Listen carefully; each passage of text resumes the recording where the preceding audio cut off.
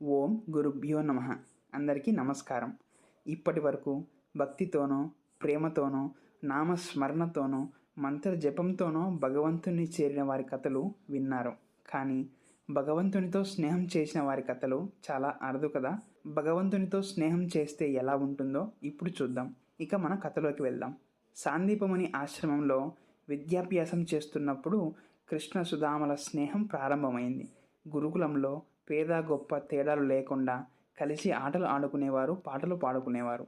ఆశ్రమంలో అగ్నిహోత్రం చేయడానికి, యజ్ఞ యాగాల కోసం అడవిలో కట్టెలు, దర్భలు తేవడానికి వెళ్ళేవారు. ఇలా కలిసిమెలిసి ఉంటూ చిన్న చిన్న పనులు చేస్తూ స్నేహబంధం పెంచుకున్నారు.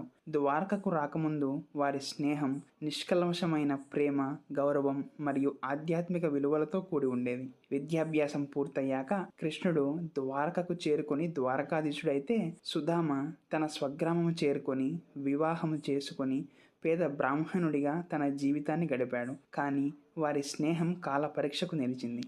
సుధామ అత్యంత దారిద్ర్యంలో జీవిస్తూ భార్య మరియు పిల్లలతో ఆకలితో అలమటించేవాడు.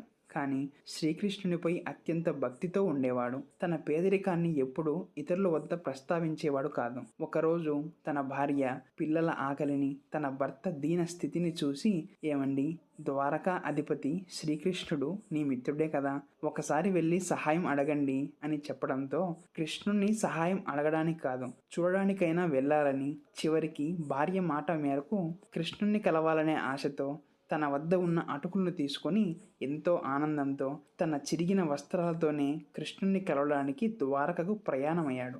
సుధాముడు చిరిగిన వస్త్రాలు, చేతిలో ఒక కర్ర, మూటలో గుప్పెడు అటుకులతో సుధాముడు ద్వారకలో అడుగుపెట్టాడు. ఆ నగరం యొక్క వైభవం చూసి అతను ఆశ్చర్యపోయాడు. ఈ రాజధానిలో నన్ను శ్రీకృష్ణుని కలవనిస్తారా అనే సంకోచం అతన్ని వేధించింది. భవ్యమైన రాజభవన ద్వారం వద్దకు వెళ్ళి, ద్వారకా అధిపతి శ్రీకృష్ణుడు నా స్నేహితుడని, కృష్ణుని దర్శనం చేసుకొని వెళ్తాను అని అన్నాడు. సుధాముణ్ణి చూసి ద్వారపాలకులు నవ్వుకున్నారు. నీ వంటి పేదవాడు మన రాజుకు స్నేహితుడా అని హేళన చేశారు. అయితే తన మిత్రుడు అయిన సుధాముడి పరిస్థితి శ్రీకృష్ణునికి తెలియదా అంటే ఇవన్నీ కృష్ణ లీలలని చెప్పాలి. కృష్ణయ్య సమయం రాగానే ఎవరికి ఏమి ఇవ్వాలో అది ఇస్తాడు. అలా సుధాముడి అభ్యర్థన మేరకు ఒక సేవకుడు లోపలికి వెళ్ళి, ప్రభు, ఎవరో ఒక పేద బ్రాహ్మణుడు, పేరు సుధాముడట, మిమ్మల్ని చూడాలని వచ్చారు అని చెప్పాడు.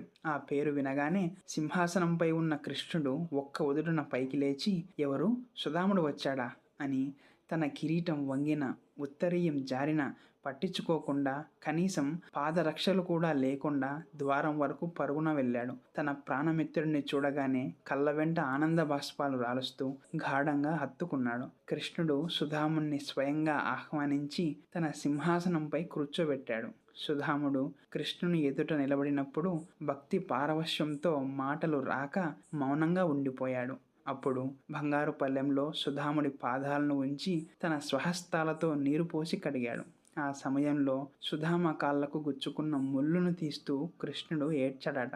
ఆ కన్నీళ్లతోనే సుధామ పాదాలు కడిగినంత పనైంది. కృష్ణుడు చూపిన ప్రేమకు సుధాముడు కళ్ళ నిండా ఆనంద బాష్పాలతో తన ప్రేమను వ్యక్తపరిచాడు.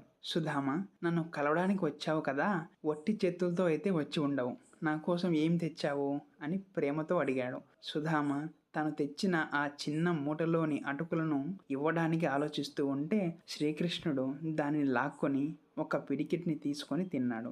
ఆ అటుకులు తిని, ఈ అటుకులు చాలా రుచిగా ఉన్నాయి, ఇంత రుచికరమైన ప్రసాదాన్ని నేను ఎప్పుడూ తినలేదని అన్నాడు. అలా చిన్ననాటి జ్ఞాపకాలు అన్నీ గుర్తు చేసుకుంటూ సరదాగా కాసేపు గడిపారు. సుధామ కృష్ణునికి వీడ్కోలు చెప్పే సమయం ఆసన్నమైంది. వెనక్కి వెళ్ళేటప్పుడు కూడా సుధామ కృష్ణుని ఏ సహాయం కోరలేదు. నాకు నీ దర్శనం లభించింది, అంతకంటే మించిన ధనం ఏముంది అనే సంతృప్తితోనే తిరిగి ప్రయాణమయ్యాడు. నోరు విప్పి ఏమీ అడగకపోయినా తన మిత్రుడి అవసరాన్ని గుర్తించి సుధామ ప్రేమతో తెచ్చిన అటుకులు తింటున్నప్పుడే ఒక్కొక్క పిడికిలి అటుకులతో సుధాముని దారిద్ర్యాన్ని తొలగించి అతనికి అష్టైశ్వర్యాలను ప్రసాదించాడు. వారి మధ్య ఉన్నది కేవలం స్నేహం మాత్రమే కాదు, అంతులేని ఆత్మీయత. భగవంతుని చేరడానికి భక్తి ఒక్కటే మార్గం కాదు, స్నేహం ద్వారా భగవంతునితో గొప్ప మధురానుభూతిని పొందవచ్చు. శుభం.